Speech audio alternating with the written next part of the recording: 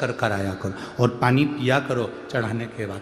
आप 15 दिन 20 दिन उस बच्चे से करवा कर देखो, कितना भी माइंड से हम यहाँ तक कहेंगे, जिस बच्चे की कोई शरीर में विकास नहीं और बच्चा कहीं पड़ा रहता है, मुंह में से राल टपकती रहती है, उस बच्चे के लिए भी अगर ये प्रयोग करोगे तो 2 से 3 महीने में वो बच्चा अपने आप धीरे धीरे शरीर का विकास होना प्रारंभ हो जाएगा। वो स्थान ऐसा है,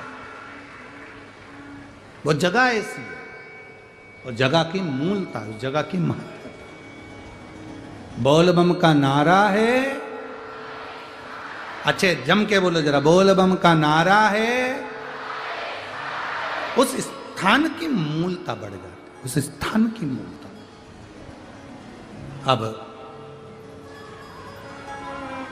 सुजाता रो रही है, शिव जी के चरण पकड़ लिए सुजाता, दबा रही है चरण। जल चढ़ाने के बाद जो चरण दबाया, रोती रोती कर रही है, मेरे पति ने मुझे श्राप दिया है, तेरे गर्भ में जो बच्चा होगा वो विकलांग पैदा होगा, तेरे गर्भ में जो बच्चा है वो विकलांग होगा, मेरा श्राप है, इसके गर्भ में जो बच्चा है वो विकलांग होगा।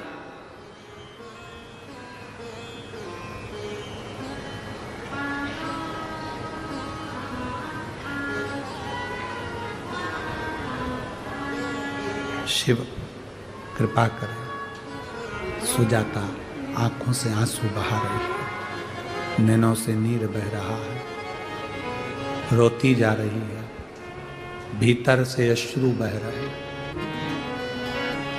बाबा देवादिदेव महादेव सुजाता के सामने प्रकट होकर,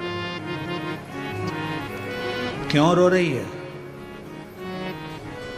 तेरे पति ने तुझे श्राप दिया, तेरा बच्चा विकलांग होगा, इसलिए चिंता मत कर, टेंशन मत ले। हाँ, तेरे पति के श्राप से तेरा बच्चा विकलांग तो होगा, पर मेरा वर है, तूने मेरे चरण का स्पर्श करा। रोज जल चढ़ाने के बाद तू मेरे चरण को स्पर्श करती है, इसलिए तेरा जो गर्भ में बच्चा होगा वो भले विकलांग होगा, पर संपूर्ण विश्व का कल्याण करने वाला पैदा होगा, संपूर्ण विश्व का कल्याण करने वाला। और केवल संपूर्ण विश्व का कल्याण नहीं, तेरे पति का भी कल्याण वही करेगा, तो चिंता ना कर। कभी कभी हमारे जीवन में ऐसा दुख आता है, कहो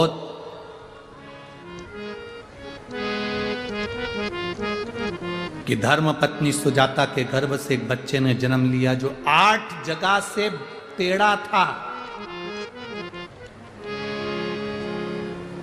8 जगह से विकलांग था। उसका नाम अष्टावक्र जी रखा गया। वो अष्टावक्र जी 4 वर्ष की अवस्था धारण कर कर भगवान की भक्ति में डूब गए, इतने भजन करे, इतना तप साधना करा। एक बार अष्टावक्र जी को मालूम पड़ा, उनके पिता कहोद ऋषि राजा जनक के यहाँ पर गए और राजा जनक के यहाँ पर एक यज्ञ रखा गया था, जिस यज्ञ को करना तो था, पर उस यज्ञ का नियम था कि उस यज्ञ को करने से पहले बंदी ऋषि, एक ऋषि थे जिनका नाम था बंदी, वो ऋषि उसको शास्त्रार्थ में हरा दे। जो बंदी ऋषि को शास्त्रार्थ में हरा देगा वही इस यज्ञ को करा पाएगा, और अगर बंदी ऋषि शास्त्रार्थ में नहीं हारे तो जो व्यक्ति शास्त्रार्थ में हारा है उसको नदी में डूबकर प्राणों को त्यागना पड़ेगा। कहोद ऋषि राजा जनक के यहाँ यज्ञ करवाने के लिए गए तो बंदी ऋषि से शास्त्रार्थ हुआ। बंदी ऋषि के सामने कहोद ऋषि हार गए, हारते से उनको नदी के पानी में डुबो दिया गया, उनके प्राण छूट गए। ऐसे कई ऋषि कहोद, ऐसे कई ऋषि बंदी ऋषि के सामने हार जाते थे, उनको पानी में डुबो दिया जाता था। अब की बार 6 साल के अष्टावक्र जी आ गए। राजा जनक के यहाँ जैसे अष्टावक्र जी आए, 8 जगह से टेढ़े थे, 8 जगह से तिरछे थे, सभा में बैठे हुए सारे लोग हंसने लगे कि ये बालक जो 8 जगह से टेढ़ा है, ये बालक जो शरीर से विकलांग है, ये शास्त्रार्थ करेगा। सारे सभा में बैठे हुए लोग हंस रहे थे और अष्टावक्र जी ने राजा जनक जी से कहा, तुम्हारी सभा में जितने बैठे हैं ये विद्वान नहीं है।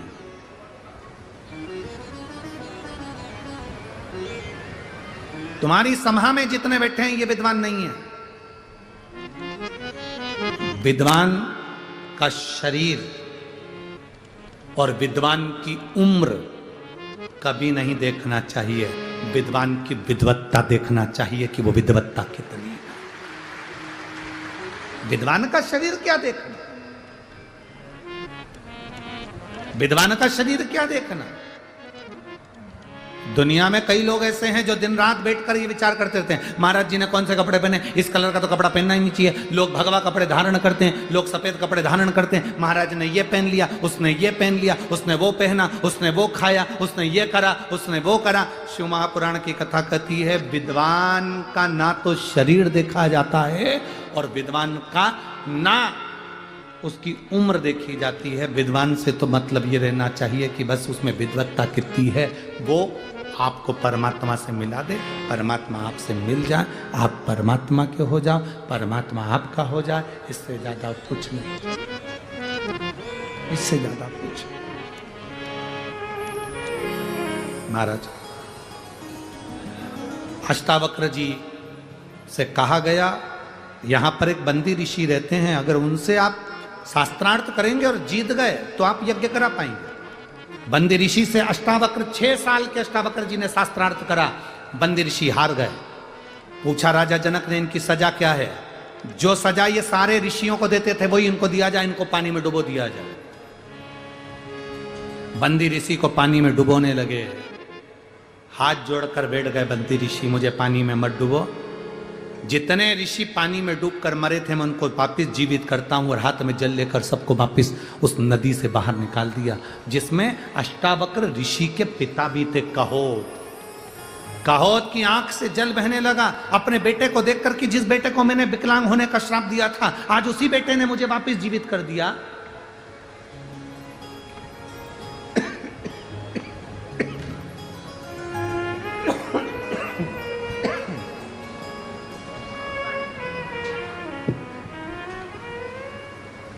जिस बेटे ने, ये साउंड आपका 2 दिन से पूरा गला खींच रहा है, बहुत खींच खींच कर बोलना पड़ रहा है और पूरा गला बेकार हो चुका है। अष्टावक्र जी, मेरे बेटे ने मुझे बाहर निकाल दिया, मेरे बेटे बेटे को गले से लगा लिया, हृदय से लगा लिया। आज मेरा बेटा मुझे बचा लिया। जिस बेटे को मैंने श्राप दिया था, जिस बेटे को मैंने श्रापित करा था, उस बेटे ने मुझे बचाया, बेटे ने मुझे बचाया। कभी कभी अपने कर्म पर भी अपन को रोना आता है कि मैंने गलत क्यों कर दिया।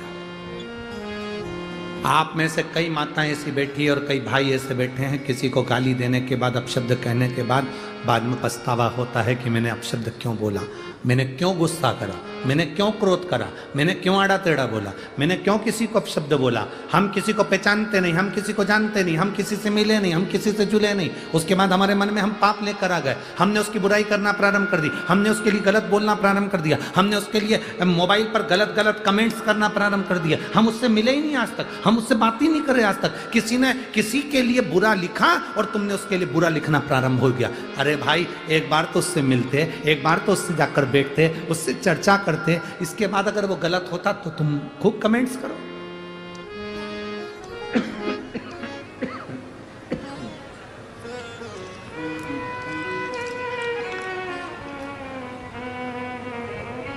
अगर वो गलत है तो फिर आप कमेंट्स करो, अगर फिर वो गलत है तो फिर तुम्हें जो बोलना है बोलो, जो लिखना है लिखो, पर पहले सोचिए, भीतर उतारिए, हम सही हैं, गलत हैं, किसको कह रहे हैं, क्या बोल रहे हैं, किसके लिए क्या कहा जा रहा है, तो विचार करा जाए।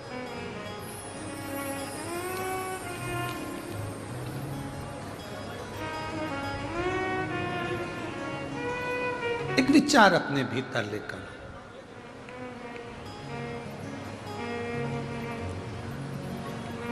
दक्ष प्रजापति ने भगवान शिव जी को अपशब्द कह दिया था।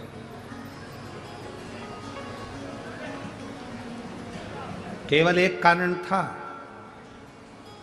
दक्ष प्रजापति ने भगवान शंकर को कहा कि तुम शमशान में निवास करोगे और मेरे घर के यज्ञ में तुम नहीं आओगे। शंकर जी ने करा क्या था?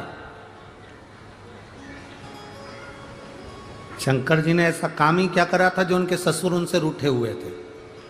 केवल एक काम भोलेनाथ जी ने करा था। दक्ष प्रजापति ने अपने दामाद, अपने जमाई चंद्रदेव को रोग, काया का रोग दे दिया था और कहा था तेरे शरीर में काया का रोग होगा, तेरा पूरा शरीर गल गल के नीचे गिरेगा। काया का रोग।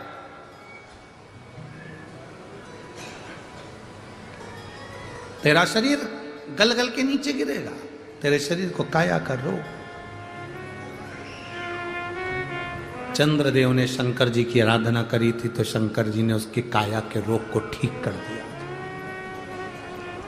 काया का रोग ठीक हुआ तो ससुर को गुस्सा आ गया कि मैंने श्राप दिया और शिवजी ने इसको ठीक कर दिया। मैंने श्राप दिया और शंकर भगवान ने इसको ठीक कर दिया।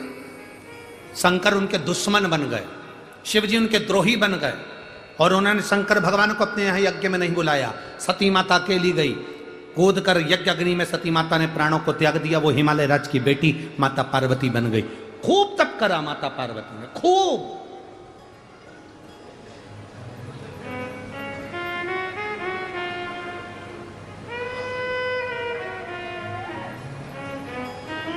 माता पार्वती तप में इतनी लीन हो गई, एक सूखा पत्ता बेलपत्री का खाकर माता पार्वती जी तप में डूबी रहती थी, इसलिए उनका एक नाम अर्पणा हो गया था।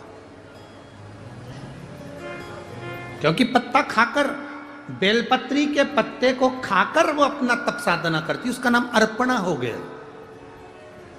अर्पणा। कई लोग कहते हैं गुरुजी कहां पर लिखा हुआ है कि बेलपत्री का पत्ता भगवान शंकर का चढ़ा हुआ खाना चाहिए? हम उनसे कहते हैं कि आपका मन पड़े तो कभी उमाखंड को पढ़ना। शिव महापुराण के उमाखंड को पढ़ोगे तो उसमें लिखा हुआ है कि एक बेलपत्री का पत्ता खाकर माता पार्वती जी तप साधना में लीन हो जाती थीं और उनका नाम अर्पणा हो गया। जब माता पार्वती जी एक पत्ते के बल पर जीवित रहती थी तब एक बार नारायण ने ब्रह्मा जी से पूछा था कि पार्वती को इतनी ऊर्जा कहां से मिल रही है, इतना बल कहां से मिल रहा है, कि पार्वती इतनी ऊर्जा कहां से प्राप्त कर रही है? तब ब्रह्मा जी ने कहा था पार्वती जी एक बेलपत्री के पत्ते को खाती हैं, उस पत्ते का बल इतना है कि पूरे पार्वती जी के शरीर में ऊर्जा प्राप्त हो जाती है। वो बेलपत्री के पत्ते में इतना बल है। अर्पणा है बेलपत्री का पत्ते को पाने वाली माता पार्वती। रामायण के अंदर जितने पात्र हैं, रामचरितमानस में जितने पात्र हैं, सारे पात्र शिव के उपासक। रावण को देख लो, वो भी शिव का उपासक है। मंदोदरी को देखो तो वो भी शंकर का उपासक है, भगवान शिव का उपासक है। दशरथ जी को देखो तो वो भी शंकर के उपासक हैं। राजा जनक जी को देखो तो वो भी शिव जी के उपासक हैं, भगवान शंकर के। जटायु को देखें तो वो भी भगवान शंकर के उपासक हैं। संपाति को देखें तो वो भी भगवान शिव के उपासक हैं। विभीषण को देखो तो वो भी शिव का उपासक है। विभीषण की धर्म पत्नी शर्मा को देखो तो वो भी शिव के उपासक है। रामायण में जितने पात्र, रामचरितमानस में आपको जितने पात्र मिलेंगे सब शंकर के उपासक। उसी में एक पात्र है शूर्पणखा।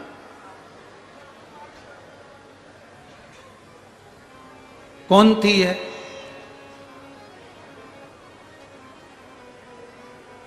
ये देवलोक में रहती थी, जिसका नाम था नयनतारा, अप्सरा थी।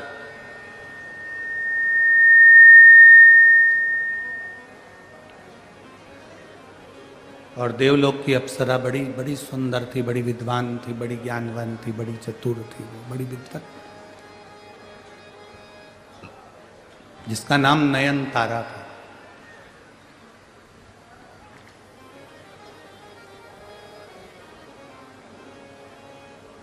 भगवान विष्णु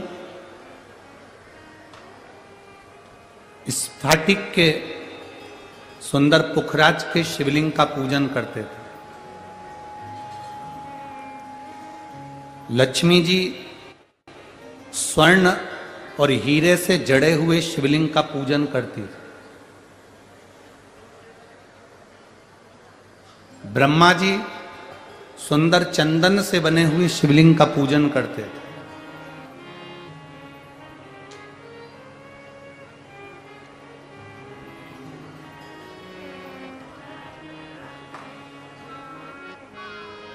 ब्रह्माणी पारत के शिवलिंग का पूजन करती है। इंद्र रत्नों से जड़ित शिवलिंग का पूजन करते। एक बार नयनतारा देवलोक की अप्सरा भ्रमण करती करती भगवान नारायण के बैकुंठ में चली गई।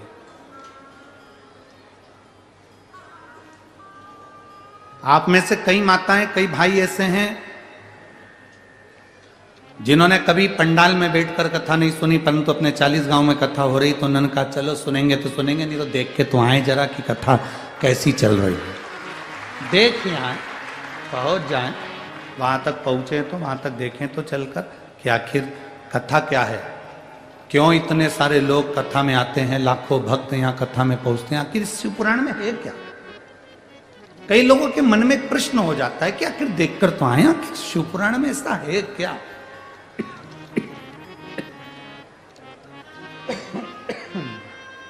भगवान मालिक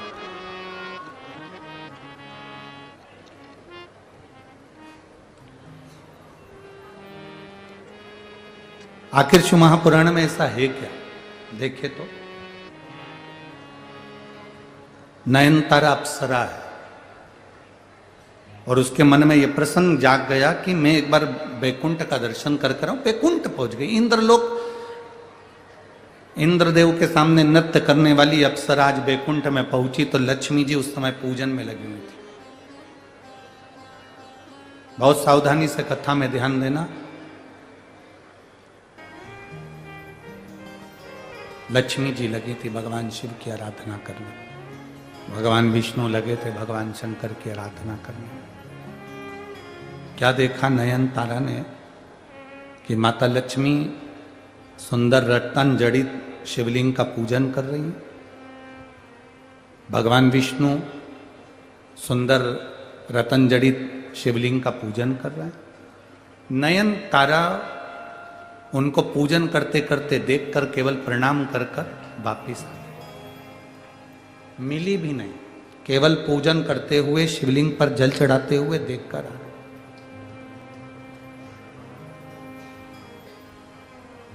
जब नयनतारा वापिस आई, अप्सरा थी,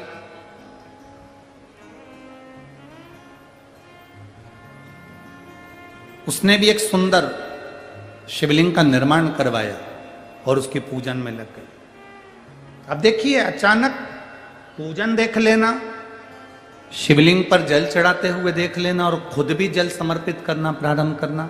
अब नयनतारा ने जैसे ही शंकर भगवान को जल चढ़ाना प्रारंभ करा, जल चढ़ाते चढ़ाते चढ़ाते चढ़ाते नयनतारा इतनी शिव में लीन होने लगी, इतनी लीन होने लगी कि एक बार एक ऋषि जिनका नाम था वज्र ऋषि, वज्रा ऋषि मृत्युलोक में बैठकर तप साधना में लीन थे। इंद्र का सिंहासन डोलने लगा। इंद्र को लगा कि ये वज्रा ऋषि तो मेरा सिंहासन छीनना चाहते हैं। इंद्र को थोड़ा सा मन में खटकने लगा कि ये वज्रा ऋषि मेरा सिंहासन लेना चाहते।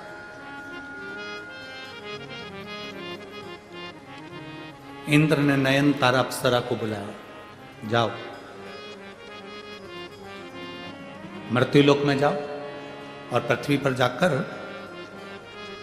मृत्युलोक में जाकर जहां वज्रा ऋषि तप कर रहे हैं उनकी समाधि को तोड़ने का प्रयास करो।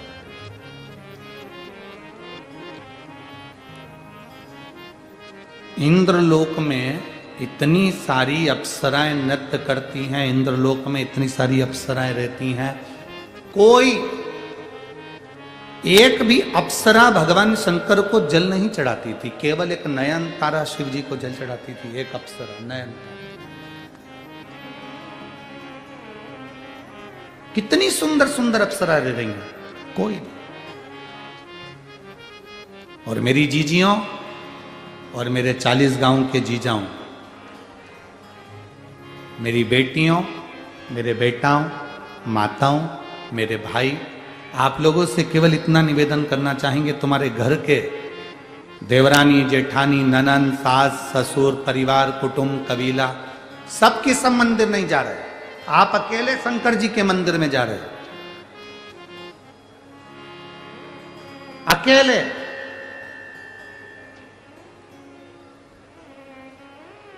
मत लाना कि मैं अकेली मंदिर जाती हूं और मेरी सास नहीं जाती, मेरी ननन नहीं जाती, मेरा देवर नहीं जाता, देवरानी नहीं जाती, जेठानी नहीं जाती, मैं जाती हूं, कोई जाता नहीं है, घर के बच्चे नहीं जाते, मैं अकेली जा रही हूं। कभी मन में ऐसा विचार मत लाना कि मैं अकेली मंदिर जा रही हूं। भगवान से यह प्रार्थना करना कि ना जाने कौन सा पुण्य मेरा प्रबल हुआ जो पूरे घर में से तूने मुझे छांटकर अपने मंदिर तक बुलाया, तूने मुझे छांटकर अपने मंदिर तक बुलाया। 40 गांव की इस पवित्र भूमि पर कथा हो रही है, बड़ी बड़ी बिल्डिंगें बनी होंगी, बड़े बड़े नगर बसे होंगे, 40 गांव में बहुत लोग रहते होंगे, बहुत सारे भक्त रहते होंगे, 40 गांव के आसपास में भी ढेर सारे लोग रहते होंगे। क्या सारे के सारे शिव महापुराण की कथा में पहुंच गए? क्या जम के बोलो जरा, सबकी सब शंकर की कथा में पहुंच गए क्या? कई लोग अपनी दुकान पर टीवी खोलकर बैठे होंगे, कई लोग अपने घर के अंदर टीवी खोलकर बैठे होंगे। क्यों? क्योंकि उनको ये भय लग रहा है, इतनी भीड़ में कैसे जाएंगे, गाड़ी ट्रैफिक में फंस जाएगी, कोई वहां पर पार्किंग में गाड़ी खड़ी करना पड़ेगी, पैदल चलकर जाना पड़ेगा, ऐसा करना पड़ेगा, वैसा करना पड़ेगा। कभी विचार करना कि इतनी दूर पार्किंग में गाड़ी क्यों खड़ी हो रही है, क्यों तुम्हें पैदल चलकर जाना पड़ रहा है? क्योंकि भगवान चाहता है कि तू मेरे पास तक जब आए, कथा सुनने के पंडाल तक जब आए, तब तक तेरे सारे दुख अपने आप समाप्त हो जाए, तेरी तकलीफें मिट जाए, तेरे कष्ट मिट जाए। मेरे नजदीक तक जब आए, तेरी जिंदगी के सारे दुख मिट जाए। थोड़ा भीड़ में से निकल कर तू मेरे पास में आएगा तो दुनिया के सारे जंजाल से निकल, एक पत्र है, जंजाल से निकलता निकलता जाए। पत्र देखिए,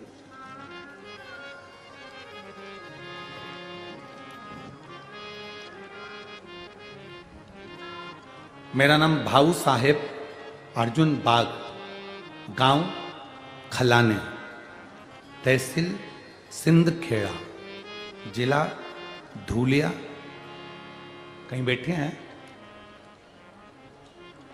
कहीं बैठे हो तो हाथ हिला सकते हैं। मेरा नाम भाऊ साहेब अर्जुन बाग, गांव खलाने, तहसील सिंदखेड़ा, जिला धूलिया। कहीं बैठे हो तो हाथ हिला सकते हैं। हाथ हिलाओ एक बार ऐसा, हाँ ठीक है, दिख गए, ऐसा हाथ हिलाओ जी, दिख गए। गुरुजी, मैं 10 साल से ड्राइवर का जॉब करता था, लेकिन जॉब छोड़ के मैंने 2020 में पानी पूरी का व्यवसाय करना प्रारंभ करा। मैं पानी पूरी का व्यापार करने चालू करा। 2 लाख का मुझे कर्जा था। गांव में पानी पूरी का बिजनेस अच्छा खासा चल रहा था, तो मैं और बिजनेस बढ़ाने के चक्कर में बैंक से पहली बार मोबाइल में ऑनलाइन लोन लिया। गुरुदेव, ऑनलाइन लोन मैंने बिना नॉलेज से बहुत सारी बैंक से लोन लेना शुरू किया। ऐसे में फ्रॉड बैंक के जाल में मैं फंस गया। आप लोगों से भी निवेदन है, इस पत्र पर थोड़ा ध्यान देना। कोई चीज कई लोग मोबाइल पर कॉल कर देते हैं, आपका इनाम लग गया, फ्री में आपके मोबाइल में बैलेंस डल रहा है, फ्री में तुम्हारे साथ में ये हो रहा है। ध्यान देना भाई, कभी जिंदगी में बहुत सारे लोग बैठे हैं केवल आपको बेवकूफ बनाने के लिए। कोई तुमसे कह दे कि यहां गड़ा हुआ धन मिल रहा है, विश्वास ना करिएगा। अपनी मेहनत पर, अपने परिश्रम पर और अपने काम पर विश्वास करना, दूसरे पर नहीं। और कहीं पर अगर कोई महाराज तुमको मिल जाए और कह दे कि मेरे पास आकर बैठ जाओ, मैं ऐसा घुमाऊंगा, सोने के हंडे निकल जाएंगे, तो सबसे पहले हमको खबर करना। हम भी चलेंगे और कुबेरेश्वर धाम का निर्माण उसके हंडे से करवा देंगे कि तूने दिया और हंडा निकल।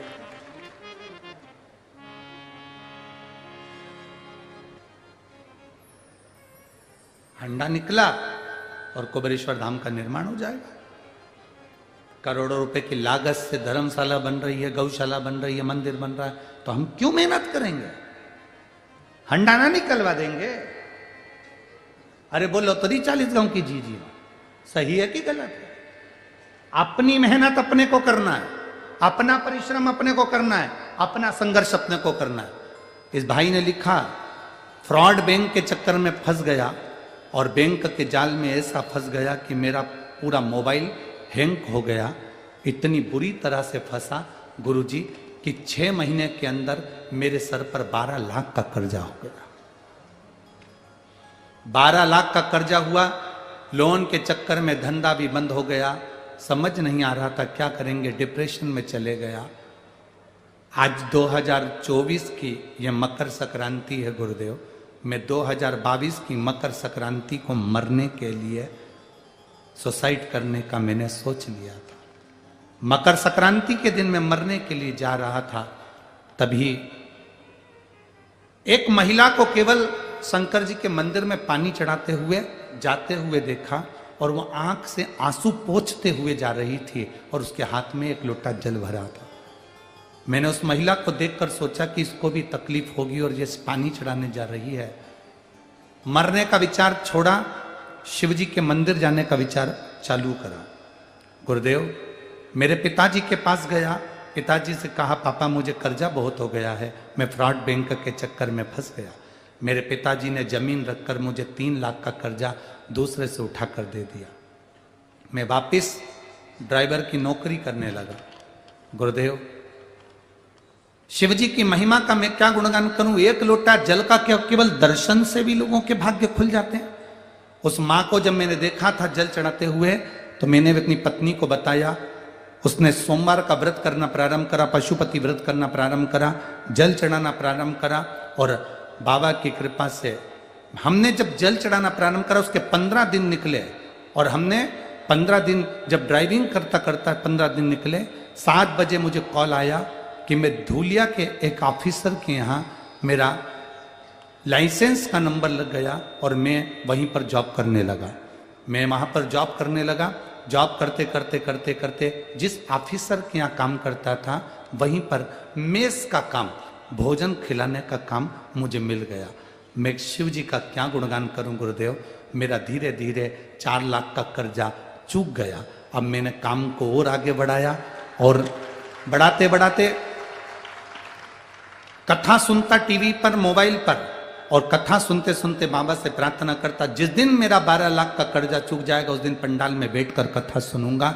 बाबा से ऐसी प्रार्थना करते करते मेरा जो पानी पूरी का व्यापार था वो भी अब धीरे से चालू हो गया और धीरे धीरे मेरे बाबा ने मेरी लाज रख ली। गुरुदेव, बाबा ने ऐसी कृपा करी कि मेरा 12 लाख का भी कर्जा चुका दिया और मुझे इस पंडाल में बिठाकर कथा को श्रवण करवाया।